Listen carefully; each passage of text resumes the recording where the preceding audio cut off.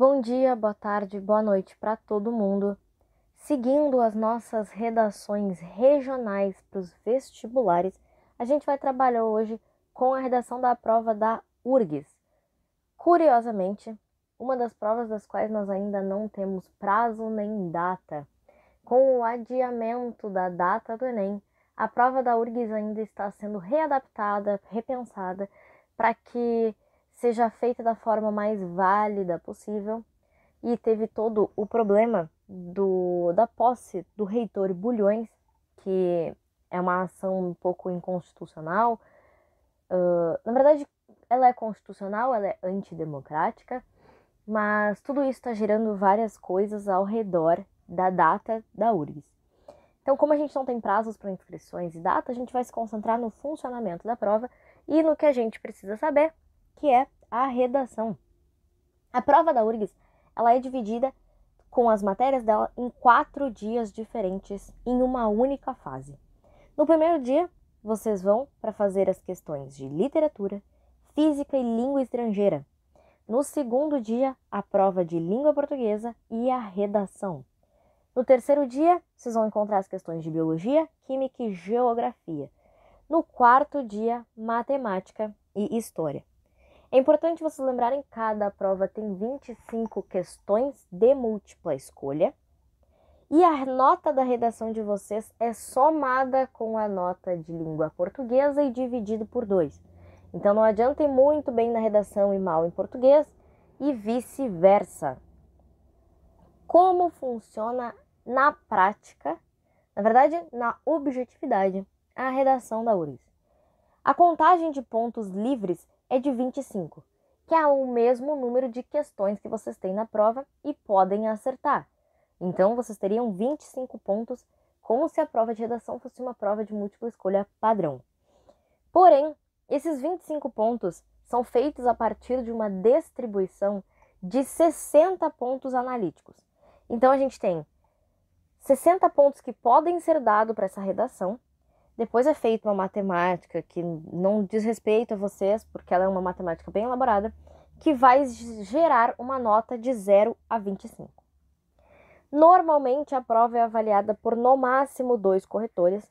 A única chance dela ser avaliada por um terceiro corretor é se houver uma discrepância de 5 pontos na nota final. Então um deu 10 e o outro deu 15 para aquela redação. O que é muita diferença e vocês vão ver o porquê. O título na redação da prova da URGS é totalmente obrigatório. Então, redação sem título é redação zerada. Não pode esquecer de colocar o título. Pode ser o título mais tosco que tu pensar, mas não deixa a redação sem título. E coloque o título no espaço correto. Diferente do Enem, que tem uma folha por completo, onde é posta tanto o título quanto a escrita, o vestibular da URGS separa para vocês um campo específico para apresentar um título. A redação do Enem tem uma folha padrão. A redação da URGS também tem. Só que ela é uma folha normalmente mais curta do que a redação padrão que a gente encontra nos outros vestibulares. Então vocês têm que escrever no mínimo 30 linhas daquela folha e no máximo 50, que é onde a folha acaba. O interessante é, normalmente essas 30 linhas do vestibular da URGS vai ser umas 25, 30 também de uma folha de caderno. Ela não é exatamente do tamanho de uma folha 4. A URGS tem propostas específicas, significa que elas variam de abordagem anualmente, mas ela tem 2 coisas que são uma certeza pra gente. Será uma dissertação. Não importa o tipo de tema, vocês terão que dissertar sobre ele. A única coisa que varia é se é uma dissertação livre ou uma dissertação argumentativa, mas isso vai variar pelo tipo de temática. E ela é situacional. Significa que ela vai apresentar para vocês uma situação por completo onde vocês deveriam se colocar como escritores. Seja uma situação como se estivessem fazendo uma resposta ao texto, uma apresentação em sala de aula, uma publicação de um artigo, isso varia, mas nós sempre teremos uma situação específica onde o texto de você será apresentado. Situações específicas, como a gente trabalhou nas últimas aulas, vocês viram lá que elas envolvem um interlocutor, que elas envolvem uma forma de linguagem. Tudo isso normalmente está explicado dentro da prova do Enem e depois vocês vão ver isso. Da prova da URGS, perdão. Mas o importante é que vocês lembrem sempre, o título é obrigatório, o mínimo é 30 linhas. E outra coisa interessante aqui quanto às linhas. Toda rasura, toda linha com menos de 4 palavras é descontada. Então é como se ela não existisse, porque ela não é uma linha por completo. Assim como letras muito grandes são reduzidas. Então não adianta escrever 30 linhas numa fonte Arial times 20, que a prova vai descontar e vai dar as linhas como insuficientes. Então é sempre bom escrever lá umas 34, para garantir que se eles descontarem o espaço das rasuras, descontarem o espaço do tamanho da letra, não importa o que eles descontarem, vocês vão ter as 30 linhas necessárias. A redação, como eu disse para vocês, tem 60 pontos que são distribuídos. Mesmo que a nota final chegue em 25, vocês têm 60 pontos para conquistar. Esses pontos são divididos em 3 blocos. O bloco da holística, o bloco da estrutura e conteúdo e o bloco da expressão linguística. O que cada um deles vai avaliar? A holística, o nome dela basicamente já diz pra gente. É basicamente uma avaliação de olho. Ela conta como se fosse a primeira impressão que tem, uma avaliação de análise. Quer dizer que é como se eu olhasse para o texto, desse uma lida por cima e tirasse uma nota disso. Como que se faz isso? A forma que o texto está organizado. Estrutura e conteúdo vai avaliar o que vocês colocaram de informações e argumentos dentro do texto. Expressão linguística vai avaliar de vocês a capacidade do uso da norma culta da língua portuguesa. A holística recebe 10 pontos, que vão caindo progressivamente de 2 em 2. Então, o máximo que vocês podem tirar é 10. Mas se tem alguns erros, vocês não caem para 9. Vocês caem automaticamente para 8, para 6 e para 4. São as 4 notas que vocês podem receber. O interessante é refletir que tudo isso é literalmente uma coisa mais superficial. Então, vocês têm que cuidar a organização dos parágrafos de vocês, se eles estão com tamanhos bons, se não tem um parágrafo de 2 linhas ou um parágrafo de 20 linhas. Se os parágrafos têm uma ordem, não tem um de 20 e um de 2. Todos eles têm mais ou menos um tamanho bonzinho, tá bem divididinho. Se vocês respeitaram a margem, deram os 2 dedinhos antes de começar a escrever um parágrafo, foram até o fim lá da linha, se não deixaram uma palavra solta numa linha, se não fizeram uma letra muito grande ou uma letra muito pequenininha. E se vocês montaram um texto que, sem uma análise crítica, faz sentido. Então eu vou ver se não tem muita palavra repetida, se não tem coisa mal explicada, se não tem argumentação que contradiz, se não está copiando muito texto de apoio. Eu vou basicamente, literalmente olhar o básico. É basicamente o básico. Então, a holística é a primeira base de correções de vocês. Faz muita diferença. Vocês podem estar pensando que é bobagem, mas de 2 em 2 pontos é uma vaga sim. Tem vaga que se divide por décimos. Imagina por 2 pontos. Então, gente, a holística é muito importante. Que vocês tentem manter um texto que visualmente é agradável e que para uma leitura superficial não precise de muitas especificações. Estrutura e conteúdo. Vocês têm 6 blocos dentro de estrutura e conteúdo. Domínio da tipologia, organização do texto, desenvolvimento do tema proposto, qualidade do conteúdo, coesão textual e investimento autoral.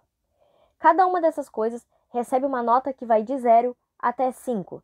0 é que vocês fugiram totalmente desse sistema. 5 que vocês estão enquadrados de uma forma perfeita. A diferença entre um 4 e um 5 é bom e perfeito. Então, é sempre bom lembrar que 4, 4, 4, 4, 4, 4, 4 são 6 pontos perdidos. Então, entre o bom e o perfeito, Se a gente se contentar com o bom, às vezes é uma pontuação bem grande que se perde. O domínio da tipologia vai analisar se vocês respeitaram o sistema dissertativo. A gente vai olhar lá para a proposta e a proposta vai pedir que vocês façam uma dissertação, considerando que vocês estão em sala de aula, dando exemplos, dialogando com o autor, blá blá blá blá blá blá blá. Isso é domínio da tipologia. A gente vai ver se dentro daquilo que foi pedido, vocês respeitaram todas as especificidades. A organização do texto seria para a gente a C3 do Enem. Ela vai verificar se as informações que tu colocou foram colocadas no momento correto, no lugar correto, se o texto funciona de uma forma encadeada, não como se tudo tivesse jogado. Porque é muito comum, como os temas da URGS são normalmente temas subjetivos, ficar um monte de reflexão solta que não se liga uma com as outras. Desenvolvimento do tema proposto. Vai analisar como vocês trabalharam essa informação. E o desenvolvimento do texto já se liga com a qualidade dele. Então a gente vai ver se tu desenvolveu a ideia ou se tu ficou girando na volta do mesmo poste sem saber para onde ir. E se quando tu desenvolveu, isso foi desenvolvido de uma forma boa, bem feita, ou se simplesmente tu saiu socando ideia de um jeito desesperado porque o tema te assustou.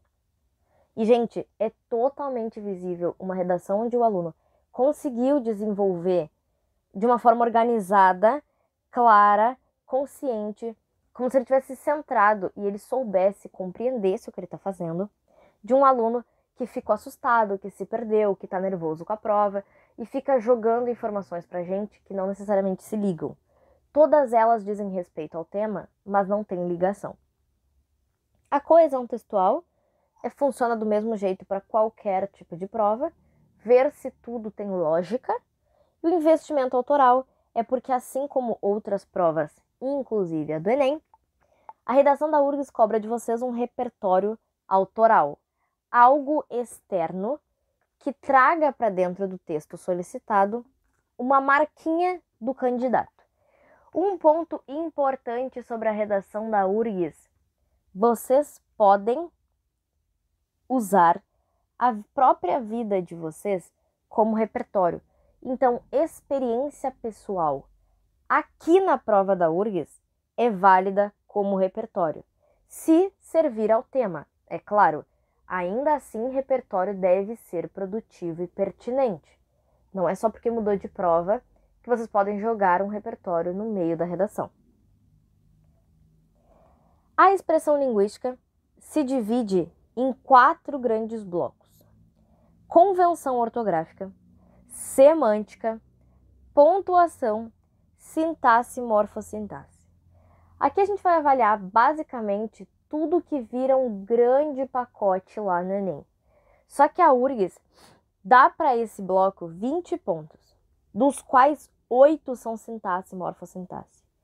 Mas percebam que nos 3 primeiros blocos, vocês têm uma margem, tipo, de 2 em 2 erros, ou algo do gênero, para perder ponto. Em sintaxe e morfossintaxe, a cada erro vocês perdem 1 ponto. Então, construção frasal, sequência paragrafal, intra e extra paragrafal, se vocês soltam frase siamesa, frase fragmentada, período deslocado incorretamente, tudo isso vai afetando de uma forma que vocês perdem muitos pontos ortograficamente. Um detalhe: a URGS, muito pelo contrário do Enem, não tem o hábito de passar pano para desvio ortográfico. É uma prova que tem uma bagagem linguística muito forte num sistema gramatical de um autor chamado Evanildo Bechara, que é um gramático muito famoso, que refaz a gramática da língua portuguesa dele com muita frequência. Então, é uma análise linguística muito forte.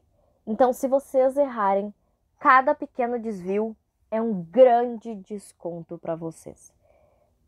Por isso que a gente sempre estimula vocês a escrever no máximo 34, 35 linhas. Por quê? porque quanto mais se escreve, mais margem tu tem para errar. É óbvio, quem escrever 2 linhas não vai errar tanto quanto quem escrever 50, porque daí tu tem 48 linhas a mais para errar. Então evitem escrever mais do que o necessário, porque vocês podem estar super ganhando um pontinho em qualidade de conteúdo, mas perdendo 2, 3, 4 aqui em expressão linguística. A convenção ortográfica, o passo número 1 ali, vai avaliar desvios simples, principalmente ortografia, grafia, ou seja, se as palavras estão escritas da maneira correta, se as palavras estão apresentadas da forma correta, se o acento está ali, se está tudo na ordem que deveria estar.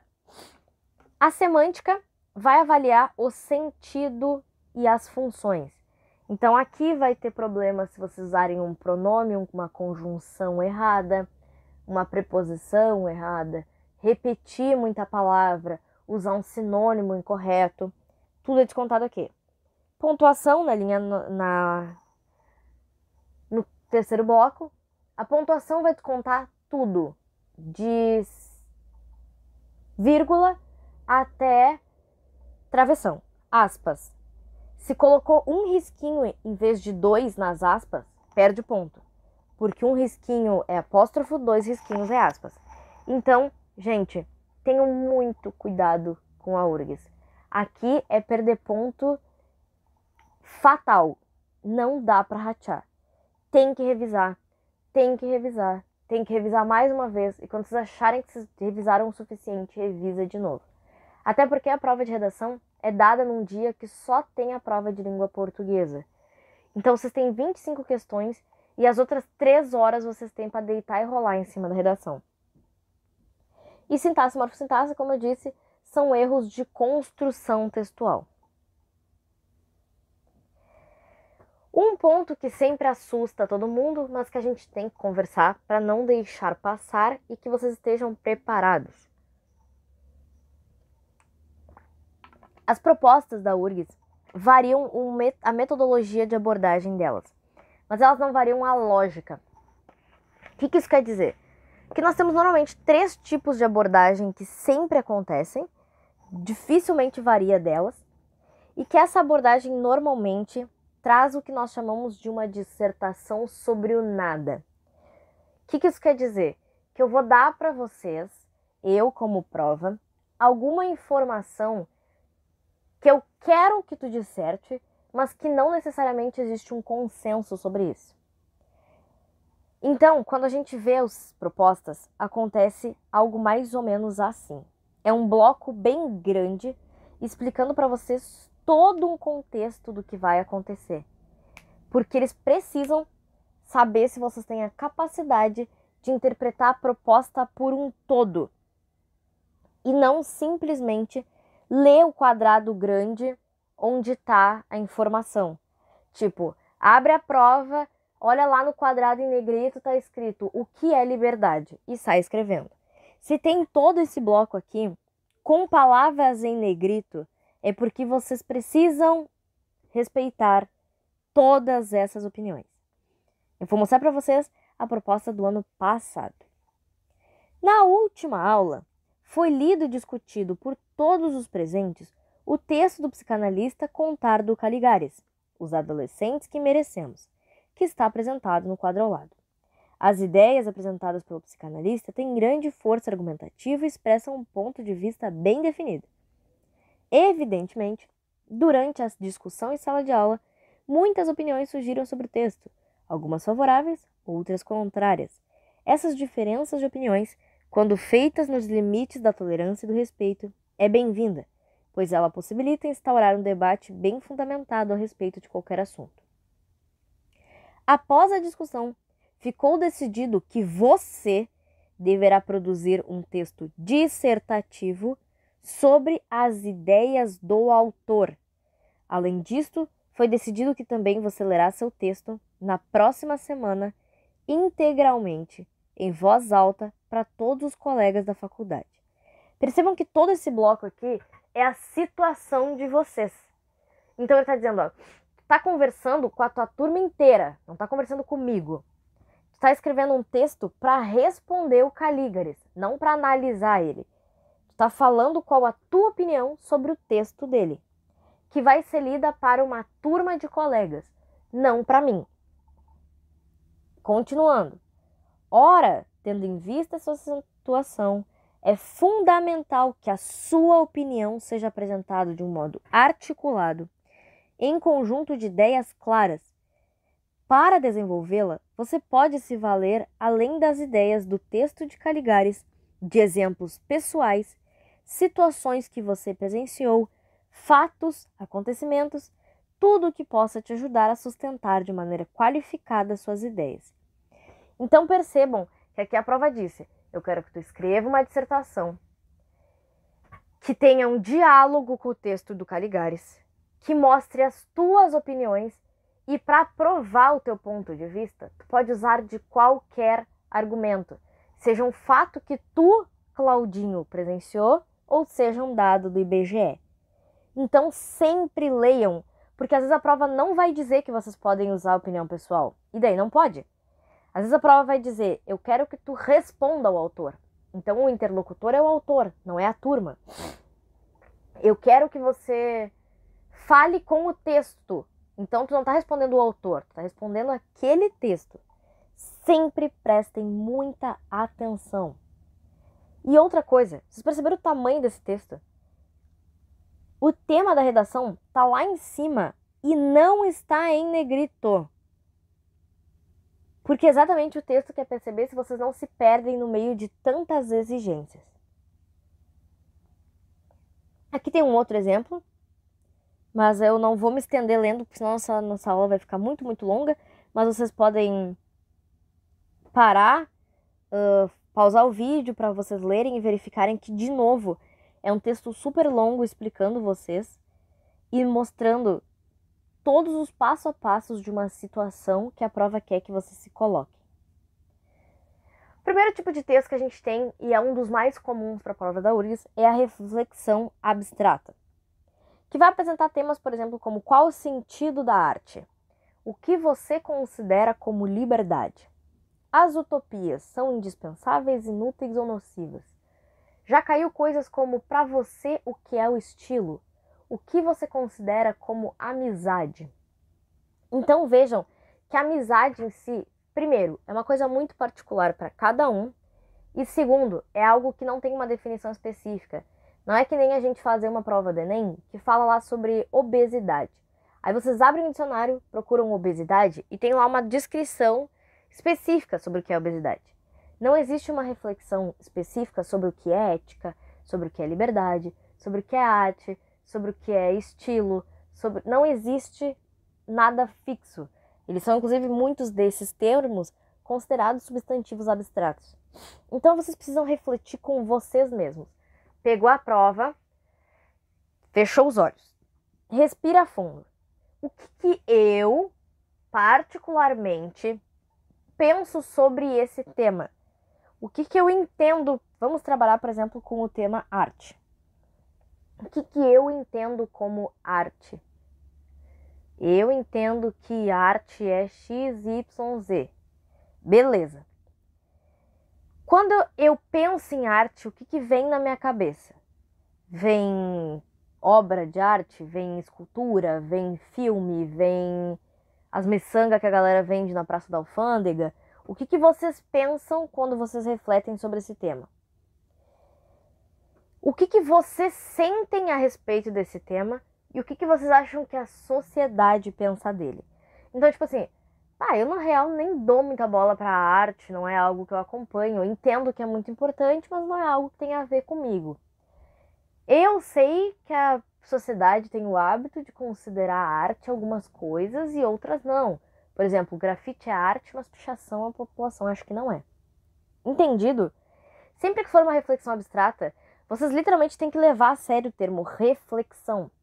Vocês têm que pensar, gastem um tempo de prova pensando. Gente, aqui é que nem MasterChef. Se não planejar o prato, no final fica uma baderna que a gente toma esporro. Então tem que sentar ali, fechar os olhos, se desligar e tentar descobrir o que pra gente aquele tema traz. A reflexão filosófica. A prova da URGS, diferente de outras provas como, por exemplo, a FUVEST, tem uma linha de pensamento muito fixa. É um ensino freiriano, é uma academia de filosofias marxistas, é um sistema de ensino do Vygotsky. Então a gente sabe que tem algumas teorias que se compreende como válidas. Não dá para chegar na URGS e dizer que a Terra é plana. Algumas universidades, mesmo sabendo que a Terra não é plana, vão aceitar porque é uma linha de pensamento. A Universidade Federal do Rio Grande do Sul é muito conservadora. Ela faz valer o sistema científico. Então, se é algo que não tem uma base científica, dificilmente vai ter um valor dentro da prova de vocês. As reflexões filosóficas normalmente vão trazer algo como o tema que a gente viu agora há pouco, sobre os adolescentes e a forma deles de viver. De que maneira a pessoa, vendo o seu passado, consegue contribuir para a construção do seu presente. Sempre vai ser um negócio que vai ser tipo, uou, um outside. Algo que na real geraria 2 horas de briga numa conversa de bar. Mas vocês não têm 2 horas e não estão com a galera no bar para ouvir várias opiniões. Então a primeira coisa que vocês têm que fazer é pensar. É uma reflexão que já existe uma teoria consolidada ou que é algo que a gente ainda está refletindo? O que eu quero dizer sobre isso? Pouca coisa na filosofia é totalmente consolidado, mas existem coisas que nós compreendemos como humanidade já. Por exemplo, nós temos diversas expressões sobre a ética, seja Nicômaco, seja Aristóteles, seja de diversos autores, nós já temos algumas expressões de grandes autores a respeito do fazer ético. É claro que a gente pode levar para vários outros campos, como a medicina, como o direito, como a própria área de ensino, mas já existem várias ideias a respeito da ética. Porém, não é algo fixo. Então, é algo que fica aberto à reflexão. Foi golpe ou não foi golpe contra a Dilma? Foi algo tipo, em 2016, quando aconteceu tudo, não se tinha certeza de nada. Tinham acusações, tinha um monte de bagunça. Hoje se sabe, se passou todos os processos, e se sabe que sim, foi um golpe, foi uma... não vamos dizer golpe, foi uma articulação política para retirá-la do poder. Porém, levaram 4 anos para se chegar à conclusão final. Foi uma articulação política. Então, se vocês forem fazer uma análise sobre a queda econômica do Brasil e o conservadorismo, o patriotismo, a função do patriotismo, a gente ainda não tem provas o suficiente para consolidar que a força que a direita recebeu nos últimos anos foi o único fator que afetou a economia do Brasil. Entenderam? Hoje, a gente sabe que o governo da Dilma sofreu uma articulação política, mas foram 4 anos depois. Lá em 2016, se vocês tivessem feito uma prova que tivesse cobrado algo sobre aquela articulação, vocês não poderiam ter afirmado isso. Assim como hoje, não se pode afirmar com 100% de certeza que o sistema conservador afeta a economia. Por mais que seja algo que pareça visível, vai se precisar de uma análise histórica durante anos. Então sentem vocês mesmos e percebam. Tá falando de patriotismo? É algo que a gente ainda não tem certeza. Tá falando de ética? Pô, tem um monte de autor aí que já deu uma ideia que é respeitada. Então, eu tenho base ou não tenho? E depois disso, vocês vão refletir o porquê que aquele tema é necessário de ser refletido. Por que a gente tem que pensar sobre liberdade? Por que a gente tem que pensar sobre a evolução espiritual e filosófica do homem? Como aquele primeiro tema ali. O homem saiu da sua menoridade? Será que a espécie humana realmente está evoluindo e aumentando essa capacidade?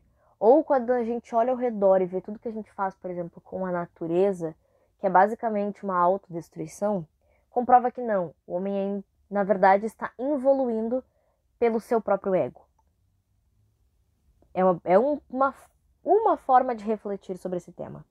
Então vocês vão pensar, é algo fixo ou não é? Ponto. Depois vocês vão pensar, por que que isso é necessário? Por que será que a gente não pensa sobre isso? Feito? Por último, é a mais comum, que é a reflexão social, que normalmente apresenta para vocês um tema que vai ser parecido com algo que a gente veria em provas como o Enem. Só que, claro, vocês têm uma situação, vocês têm necessidade de exemplos, de conversar com o autor, de apresentar para uma turma, mas vocês têm que refletir exatamente como vocês têm que refletir com o Enem. Por quê? Porque a URGS não quer uma proposta de intervenção.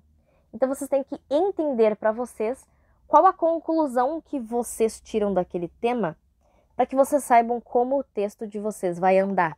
Vocês não podem encerrar o tema com uma proposta de intervenção. Então vocês têm que entender qual a conclusão eu, Cleide, tiro desse tema. Um tema que é muito exemplificado é a camoratização da sociedade brasileira. Como nós criamos segregações em classes sociais que na verdade são antidemocráticas. Por exemplo, tem gente que rouba um leite para comer e alimentar os filhos e passa uma vida na cadeia. O Aécio Neves, que é senador, carregou um helicóptero com cocaína e ainda é senador da República. Então, por que que a elite brasileira parece que vive num grande camarote e fica assistindo as classes C, D e E se ferrar lá de baixo na pista? Precisa de uma reflexão um pouco mais longa do que apenas soluções para a desigualdade econômica. Tudo aqui faz parte de uma conclusão que você precisa tirar sobre a nossa sociedade. A reflexão social é normalmente a mais simples, porque é algo que já se parece com o que a gente vê, mas ela precisa que vocês tenham uma análise crítica, porque senão vocês vão sair fazendo um modelo Enem e vão perder pontos sim. Porque a prova quer uma reflexão. Ela quer que você mostre que você pensou sobre o assunto, quais as conclusões que tu tirou sozinho. Ele não quer que vocês usem simplesmente um monte de exemplo de fora e não deem a opinião de vocês. Feito, gente? Qualquer dúvida, vocês podem entrar em contato comigo. Vocês sabem que pode me mandar no e-mail, podem botar aqui nos comentários do vídeo no YouTube, podem chamar lá no grupo. Qualquer dúvida, sempre entrem em contato. Nós estamos preparando a próxima aula, vai ser da prova da Unicamp. Espero que tenha ficado tudo certo. Qualquer dúvida é só entrar em contato. Beijo para todo mundo, bom dia, boa tarde, boa noite. Bebam água, usem protetor solar. Quem puder, por favor, fique em casa. Se tiver que sair, usa máscara e álcool gel. Até a próxima aula.